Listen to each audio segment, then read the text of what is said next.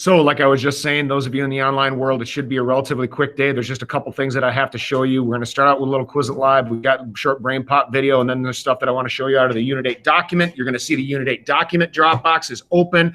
I know that some kids from class have already submitted. They're already ready to attack that assessment. So that is available there for you. But right now, we're all going to Quizlet.live so we can get ready for what we got coming up first. We're going to play 3 rounds.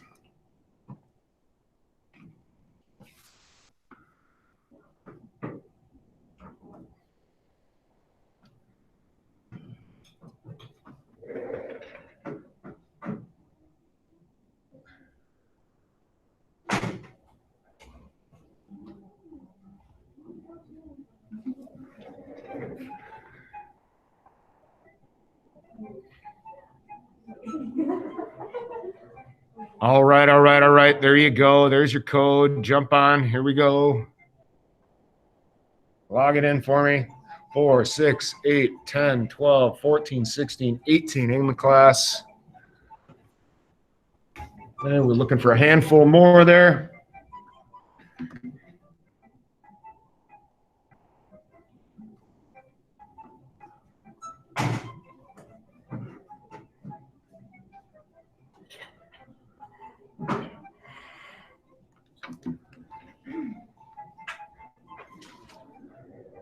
Still time.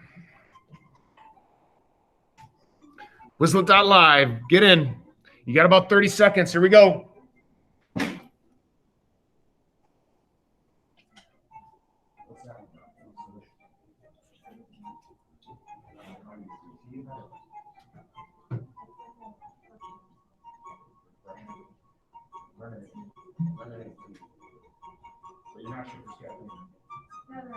There is? There is. One of my football players brought me it appeared to just be like strawberry lemonade that had that bit as well. And it was so freaking sweet, I couldn't even take another sip. It was unbelievably sweet. Like, this is like,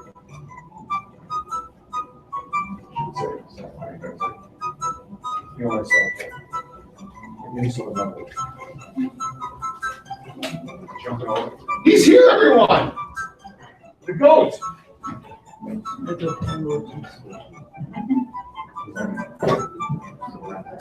Yeah, I got the acronym, thank you. You're just in the GOATs. You do? What is it that you love? Leaking? Did you think I was going to use that verb today? Leaking? When was the last time you used the word leaking? Never? Yeah. Yeah. All right, we're almost there, folks. Schaefer, you're killing me, Smalls. Let's go. You got about 20 seconds. Schaefer, have you ever been to Schaefer, Minnesota? You haven't? Maybe it's your utopia. Big hunting and fishing country. Is that your jam? No? Okay. You never catch anything? Oh.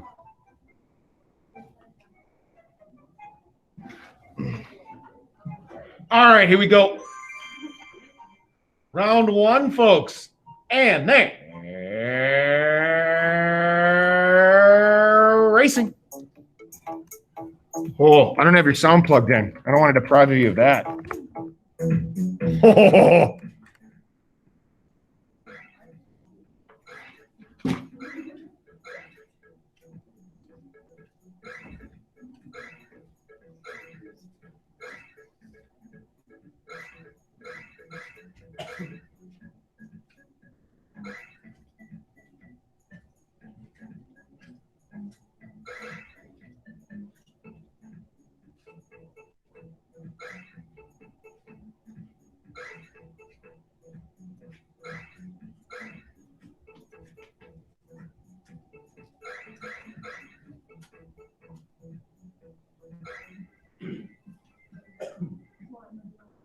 Round 2.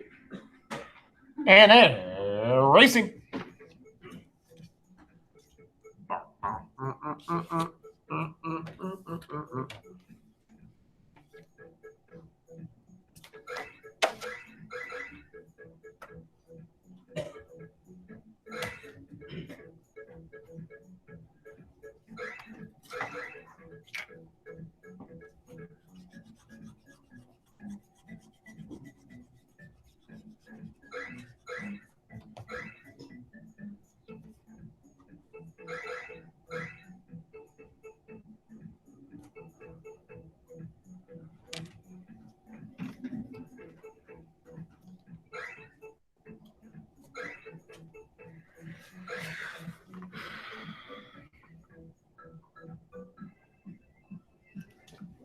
This is it, folks. This one's for all the Tostitos.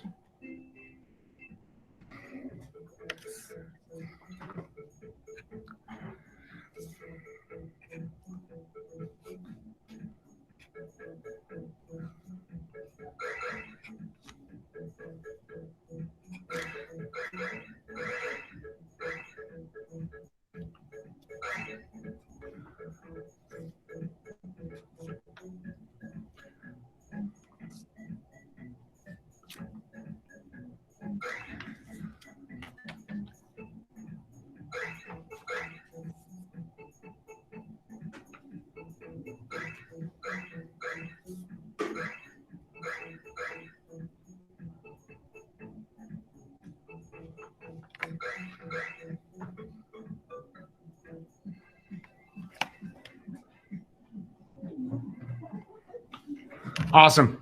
Okay. Next thing, we're going to watch a quick video here. So those of you that are in class, if you wouldn't mind just putting your iPad down just for the time being, I appreciate it.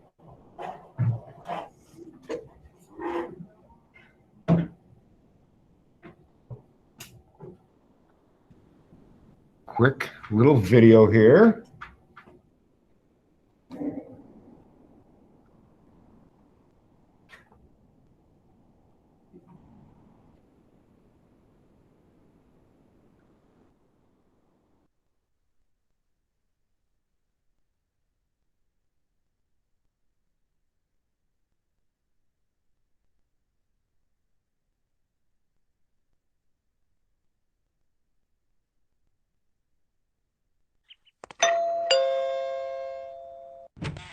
It's Saturday. Are you ready to make this happen? Your campaign to be president of the United States? Remember? Like we talked about at the pool 3 days ago. I was going to be your campaign manager? Dear Rita and Moby, how does our country pick its president? From Sasha O. Well, Sasha, as I was saying, United States presidential elections happen every 4 years. And to be honest, we're a little late to the game. It's September, so America's 2 major political parties have a huge head start. They've already picked nominees, their official choices to run for president. The Democrats are the more liberal or left-leaning party. They believe government has an obligation to take care of its citizens. Money from taxes should be used to pay for basic services and financial security. Things like health care, public education, and retirement funds. The Republicans take a more conservative or right-leaning stance. They believe in lowering taxes and shrinking government programs. People will have more money to spend, helping businesses grow and create jobs. Actually, boss, we've got a lot of catching up to do. Come on, let's walk and talk. Voters are already familiar with the Republican and Democratic nominees. They won their party's support in state-by-state elections, primaries, and caucuses. Traveling the country for months, they debated how to refine their party's core beliefs. They each shared their specific views on vital issues. The candidate whose ideas appealed most to voters won the party's nomination. That's the party's selection for president. The choice is officially announced at national meetings called nominating conventions. Party members gather to celebrate and drum up support for their nominee. It's a giant bash to kick off the general election, when the candidates from each party finally go head-to-head. Nope, you'll join the race as an independent or third-party candidate. You'll be a hit with voters who aren't satisfied with either major party. But you need to collect about 1 million signatures to qualify. Okay, we'll tackle that later. Follow me and I'll fill you in on fundraising. Volunteers like these help bring in donations from all over the country. Money is kind of the cornerstone of any presidential campaign. It costs hundreds of millions of dollars to travel, buy ads, and pay campaign workers, not to mention organizing high-profile rallies to inspire voters. Speaking of, I've got you booked for barbecue suppers across Texas and yoga meetups all along the coast of California. Rhode Island is nice, but it's too small for us to spend much time in. The higher a state's population, the more electoral votes it gets. There are 538 in total. The candidate who can get a majority of those, 270, wins the election. Well, on election day, each state counts up its residents' votes. In almost every state, the candidate who gets the majority wins all of that state's electoral votes. This process is known as the Electoral College. It's a majority rule system, but only within individual states. Yeah, you'd think whoever wins the majority of votes across the country becomes president, but it's possible to win the popular vote and lose the electoral vote. It happened to Hillary Clinton in 2016. She got nearly 3 million more votes than Trump, but still lost the election. States tend to stick with one party or the other for a while. A Democratic candidate can usually count on winning these solid blue states, and Republicans can count on the red states. Swing states are the real battlegrounds of a campaign. They swing back and forth between parties from election to election, so their electoral votes tend to swing elections one way or the other. There are better ways than that to attract swing state voters, like selecting the right running mate, the vice president on your ticket. That could mean picking someone from another region of the country, or someone with a different ethnic background or gender, or with more experience in certain areas of government. These types of VPs boost the overall appeal of a ticket and pull in more votes. Running mates aren't the only way candidates try to sway undecided voters. Public debates allow them to square off face-to-face, or screen-to-screen, as the case may be. Topics like the economy and foreign policy usually take center stage. But things can get ugly if candidates resort to personal insults and attack ads. That kind of mudslinging can be way exhausting for the months leading up to Election Day. It falls on the first Tuesday in November, as long as it's not November 1st. Votes are counted up from polling stations across the nation, and from mail-in ballots, and the winner is usually announced pretty late at night. Then, on January 20th, Inauguration Day, they officially take office. First, we need to make sure you meet some basic requirements. You have to be at least 35. 1,600. All right, glad there's no maximum age. And you have to be born a U.S. citizen. But that's not a problem. Wait, where? How do you even spell that? We've got a problem, boys. Shut it down. Shut it down now.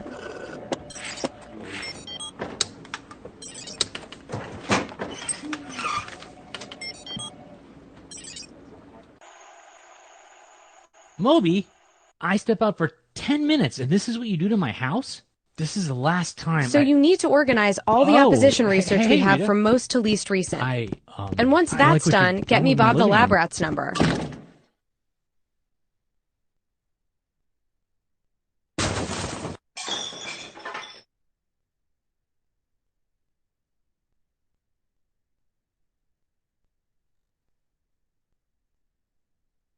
Everybody, open up your Unit 8 document, please. Unit 8 document. Open it up.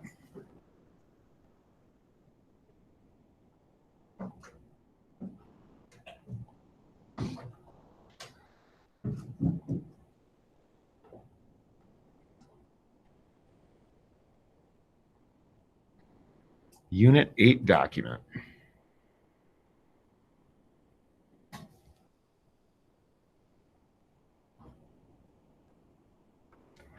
Okay, I'm sure some of you have already seen that the Dropbox is already open. A couple of things, and this is just like some of your previous documents in that you are looking for current events. Make sure that you put those links, or excuse me, not the link, but the description of that in there. Okay, let me share my screen so we can talk about this. Okay, here we go. So we're already down to week 3.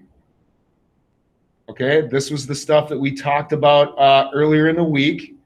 Okay, hopefully you were able to finish all of this, but this is the part that I'm assuming that you have yet to work on. You're going to need a little bit of time to listen to the Civics 101 podcast. This is a live link, so you simply click on this. You see right where my finger is right there.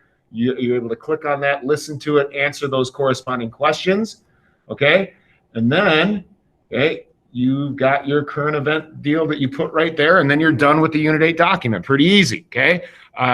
The Unit 8 assessment is also available right now, so you've got plenty of time to get done with that.